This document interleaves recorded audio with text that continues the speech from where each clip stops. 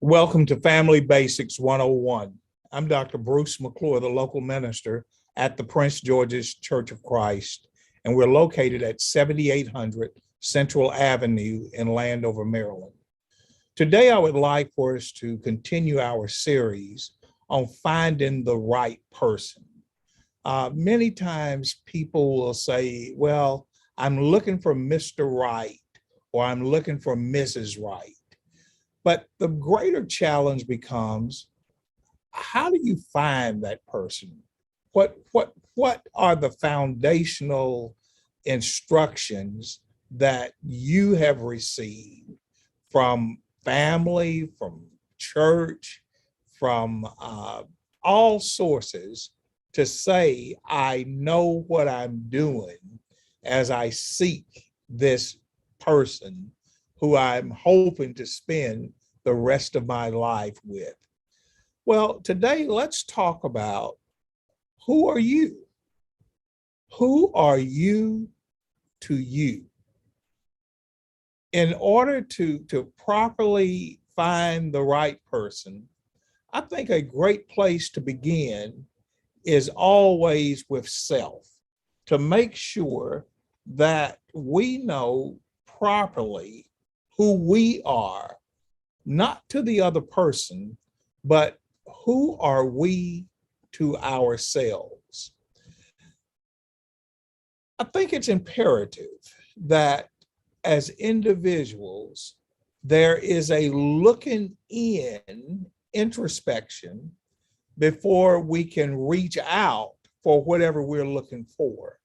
So today, let's talk about the importance of raising the question honestly, who am I to me? And with that, the responsibility of looking into myself to answer that question. You won't find the answer to that question seeking others. In order to find out who am I've got to first look inside of me if I'm going to go out looking for Mr. or Mrs. Right. What's inside of you? It's a fair question. What would a person get from you within a relationship? This is a question that only the individual can answer, not the external individual, but this is an answer that must come from you. What would a person get from you within a relationship? How would you unpack yourself, not before others, but before you? In the privacy of you, nobody is watching, nobody is listening but heaven. How would you unpack yourself? When you unpack yourself, what do you see? What do you hear? Historically, what is the self-destructive sacred pain that you carry? You carry wherever you go. So, what is the self-destructive, sacred, or holy pain that you carry with you wherever you go? And you know at some point it's going to show up. It always does. This is the way I think one can better self-examine what's inside of them. What would a person get from you within the relationship? How would you unpack yourself before yourself? And historically, what is the self-destructive, sacred pain that you typically carry with you wherever you go? And at some point, you know it's going to show its ugly head. Let me give you a Bible story that I think teaches this better than I could ever research it. There's a woman by the name of Hagar, and she is a handmaid, but conception brought out the worst in her. Now, what you'll discover is Hagar has been with Abram and Sarah for at least 10 years. And they've never seen this side of Hagar before. But once she conceives, it appears as if something that was already in her, that had been in her at least 10 years, showed up. Genesis 16, verse 1. Now, Sarai, Abram's wife, had not been able to bear children for him, but she had an Egyptian servant named Hagar. So Sarai, Abram's wife, took Hagar, the Egyptian servant, and gave her to Abram as a wife. This happened 10 years after Abram had settled in the land of Canaan. So Abram had sexual relations with Hagar, and she became pregnant. But when Hagar knew she was pregnant, she began to treat her mistress, Sarai, with contempt. Well, what does the word contempt mean? Now she's lightly regarding her. Now Hagar is acting trifling. Now Hagar is making fun, not taking Sarai serious. Now Hagar is getting in the face of Sarah as if she's her equal. We don't see those behaviors prior to Hagar conceiving. Where does this come from? Does it come from her being now pregnant? Or were these some things that were already inside of her that were festering? When you look at the situation that Sarai is in, she's now become a surrogate mother. Well, surrogate mothering meant bearing a child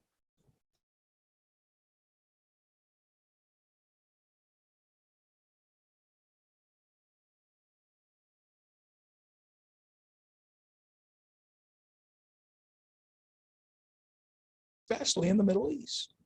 I'll show you a story in just a second in Genesis chapter 30 that dealt with Jacob and one of the handmaids. But it was a practice that was known.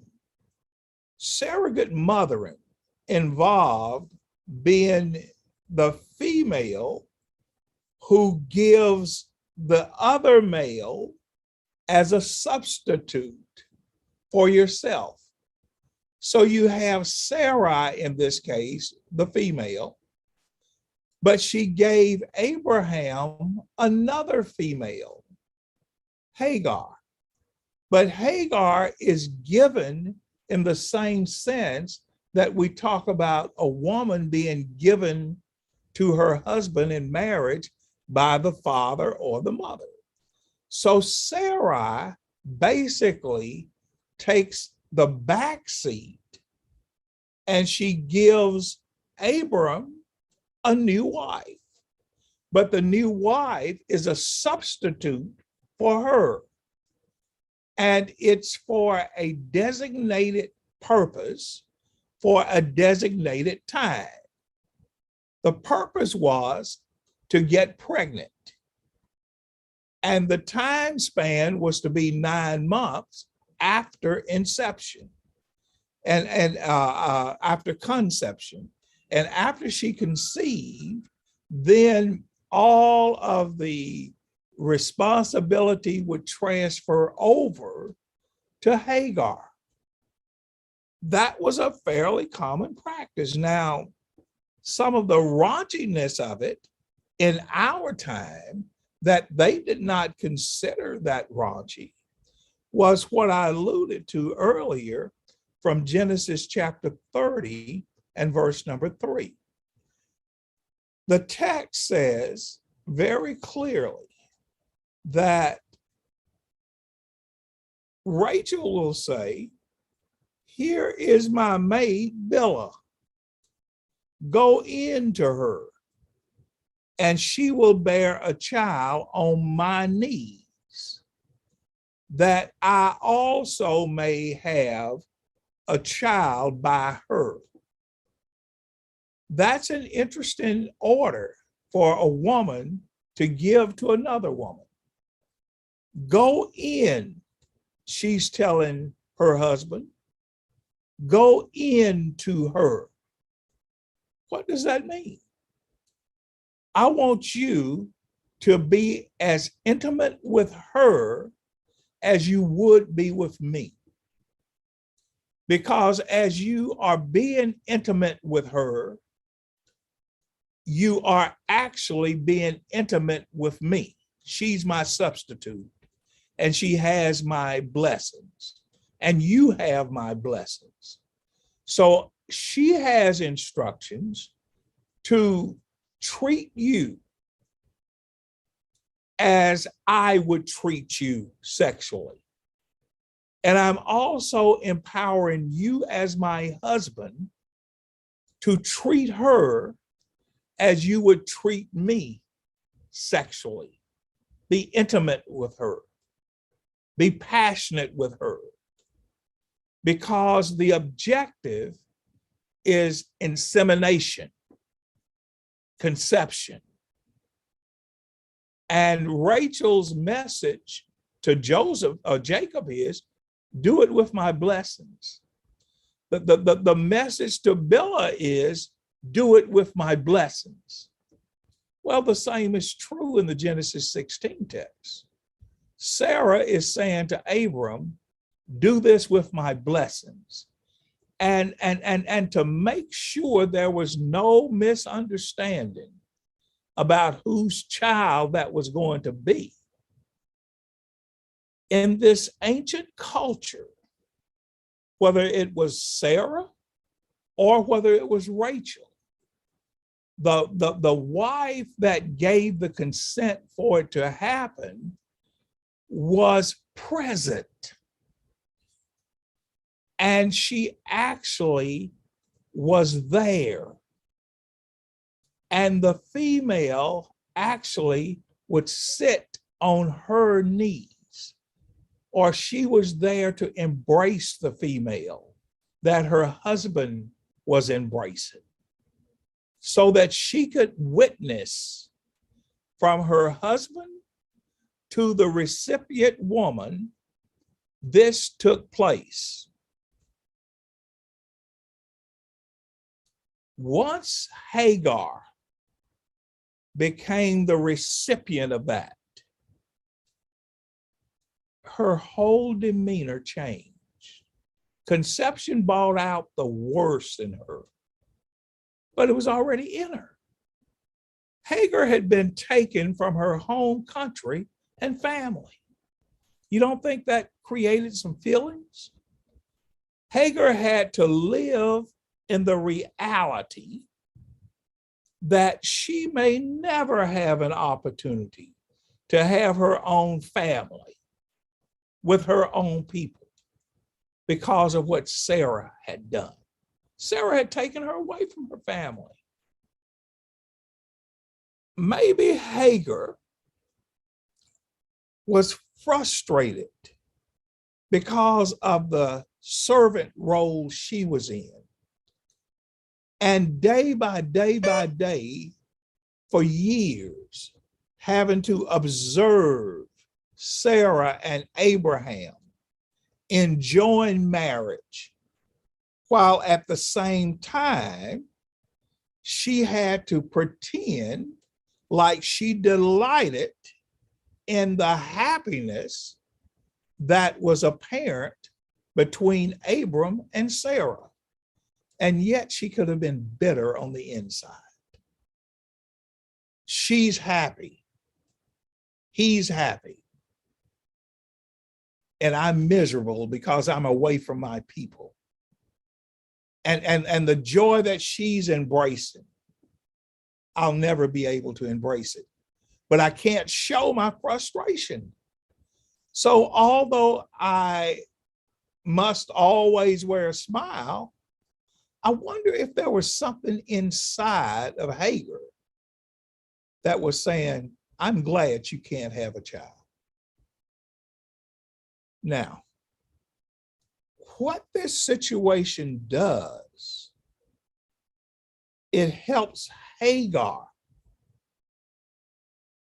find out what she's made of. It helps Hagar wrestle with, how do I handle hurt? How do I handle my own anger? How do I handle joy? How do I handle disappointments? See, this conception situation will bring out the worst in Hagar. So with Hagar, now she's got to wrestle with, what type of wife would I really be for someone? Well, come back tomorrow and we will develop this lesson with even greater detail. Because on the surface, it appears as if innocent Hagar, mild-mannered Hagar, would just be the perfect wife for someone. But already we see Hagar acting in contempt. And we're going to see some other attributes of Hagar. And that's why I want us to wrestle with, if we're looking for Mr. Right, if we're looking for Mrs. Right, have we first looked into ourselves to find out, well, what do I really bring to this relationship? And oftentimes it's through our own crises.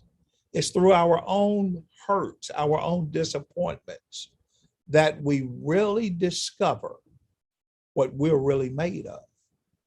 And what this story does, at least with Hagar, it helps us understand, wow, this little servant girl, when you push the wrong button in her, some bad things show up.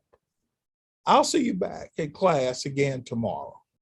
Don't be late and don't skip